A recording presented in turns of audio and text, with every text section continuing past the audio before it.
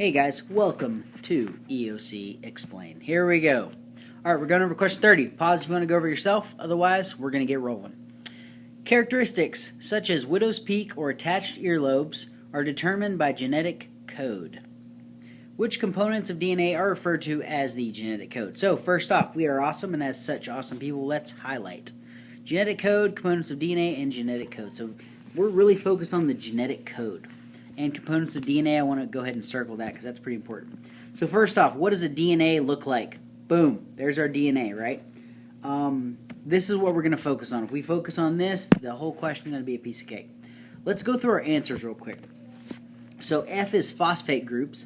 So pretty much these are the components of DNA, all of our answers. And we want to know which of these components are referred to as the genetic code. Which of these components are the blueprints, right? So F, phosphate groups. B, nitrogenous bases. H, deoxyribose sugars. Or J, hydrogen bonds. So let's highlight all of that stuff. So I wanted to highlight base pairs. So the base pairs are nitrogenous bases. The sugar phosphate backbone, that's the phosphate group, as well as the deoxyribose sugar. So that's F and H, right?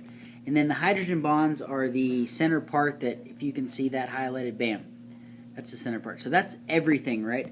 So the base pairs, notice I just highlighted the bases, it's fine. So let's think about this one, actually. We know that they're talking about genetic code.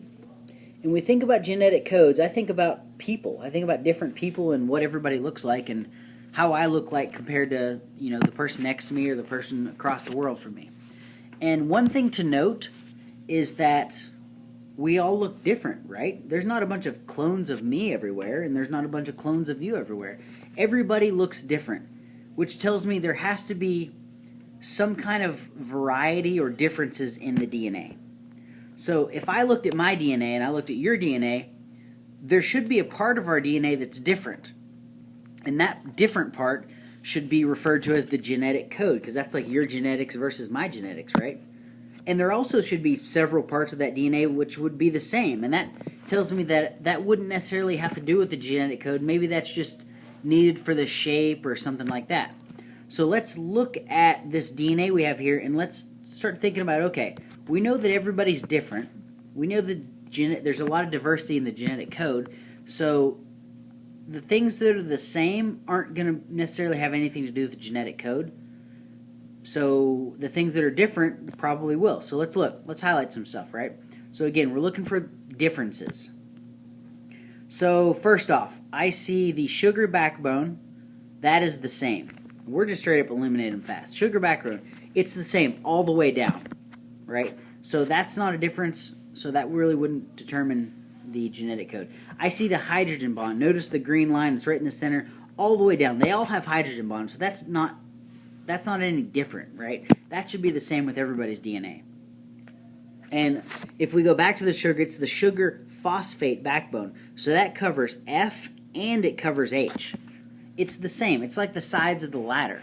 Everybody has the same sides of the ladder because that doesn't make up your genetics versus mine. We all need that, just like we all need the hydrogen bonds.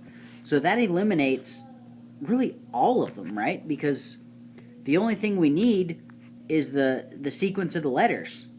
That's what's important. We both have phosphate deoxyribose backbones of our DNA. We both have hydrogen bonds.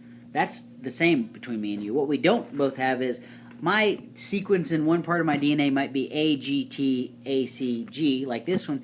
Yours might be ATT-CCG. Code for a little bit different protein, but there we go. That's the differences, okay? So with that being said, let's wipe all this stuff out of the way. We know that the bases are the only thing that's going to be different between me and you.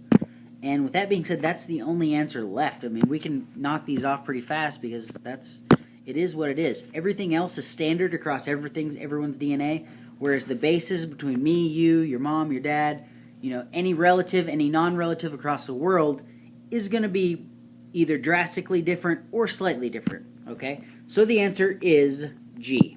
Great job, guys.